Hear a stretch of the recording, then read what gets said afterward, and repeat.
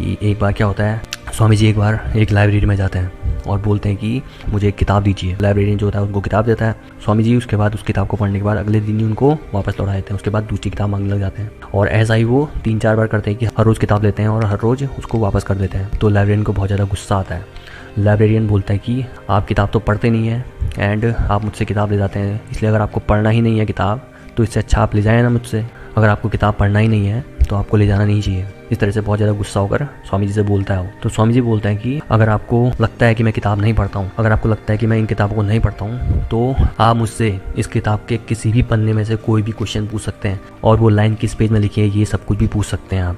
तो वो लाइब्रेरियन उनसे पूछता है और स्वामी जी उसका करेक्ट आंसर देते हैं बिल्कुल कि ये वो सेंटेंस किस पेज में लिखा हुआ है और हर एक क्वेश्चन का उसका करेक्ट आंसर देते हैं। तो उसके बाद वो लाइब्रेरियन उनसे माफ़ी मांगता है। तो इतना महान उनका दिमाग था कि वो कहते हैं कि आप तो एक महान सन्यासी हैं, मैंने आपसे ये बातें बोलकर आप मुझे माफ़ कर दीजिए कि मैंने आपसे बहुत बुरी तरीके से बात की। उसके बाद एक बार स्वामी जी इंसाइक्लोपीडिया पढ़ रहे होते हैं। इंसाइक्लोपीडिया एक बहुत ज़्यादा टफेस्ट, सबसे ज़्यादा टफ सब्जेक्ट होता है जिसको पढ़ना, जिसको समझना बहुत ज़्यादा टफ होता है।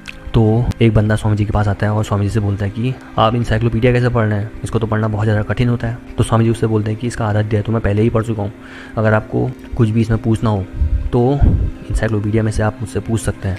तो इंसाइक्लोपीडिया से बहुत सारे क्वेश्चन पूछता है और स्वामी जी उसका करेक्ट आंसर देते हैं और किस पेज में वो क्वेश्चन है या फिर किस पेज से वो क्वेश्चन पूछ रहा है वो सब कुछ उसका आंसर बिल्कुल करेक्ट देते हैं। तो एक इतना महान उनका दिमाग था और उनका जो दिमाग था वो एक फोटोजेनिक दिमाग था। उनका दिमाग फ़ोटो की तरह काम करता था। जैसे हम फ़ोटो खींचते हैं, जब आप मोबाइल से फ़ोटो खींचते हैं तो आपका मोबाइल पूरी फ़ोटो खींच लेता है, वैसे उनका दिमाग था। उनका दिमाग चीज़ को पढ़ता था तो फ़ोटो उनके दिमाग में छप जाती थी और वो कहते थे कि इसका बस एक रीज़न है, वो है कंसंट्रेशन। वो बोलते हैं कि अगर आप किसी भी चीज़ को कंसंट्रेट होकर पढ़ाई करते हैं तो वो आपको जल्दी से जल्दी याद हो जाता है। और उसका बहुत बड़ा कारण एक ब्रह्मचर्य भी है। जो आपका वीर्य है वही होता है आपके दिमाग का भोजन, इसलिए अपने वीर्य का नाश कभी भी आपको नहीं करना चाहिए। विवेकानंद जी का जो दिमाग था इतना महान जो था, उसका एक रीज़न तो कंसंट्रेशन था उनका दिमाग का एंड दूसरा था ब्रह्मचर्य।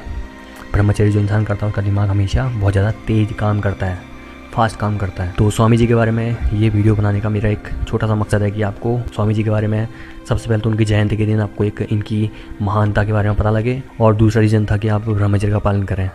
और ब्रह्मचर्य का पालन कैसे करना है आपको, जैसे स्वामी विवेकानंद जी ने किया था। अगर आपको अपनी इंद्रियों को बस में करना नहीं आता है तो आपको उन चीज़ों को देखना ही नहीं चाहिए। उन चीज़ों को मतलब लड़कियों को, गंदी वीडियोज़ को, गंदी फ़ोटोज़ को, उनको देखना ही नहीं चाहिए। आपको हर जगह इंस्टाग्राम, यूट्यूब, फेसबुक, हर जगह गंदे गंदे लड़कियों के अर्धनग्न कपड़े पहने हुए लड़कियां दिख जाएंगी जो कि अपनी बॉडी का प्रदर्शन कर रही होंगी, तो उन पे क्लिक ही नहीं करना है। अगर आपको महान ब्रह्मचारी बनना है तो विवेकानंद जी की तरह महान ब्रह्मचारी बनने के लिए आपको ये काम डेफिनेटली करना ही पड़ेगा और ईजीली आप ब्रह्मचर्य का पालन कर पाएंगे उसके बाद। अगर आप स्वामी विवेकानंद जी को पसंद करते हैं तो उनके लिए एक लाइक करें इस वीडियो में, इस वीडियो को सारे दोस्तों तक शेयर कर दें, अपने भाइयों तक, और इस चैनल को सब्सक्राइब कर दें ताकि आप और ज़्यादा इस तरह की वीडियोस देख सकें। नाउ एंजॉय करें।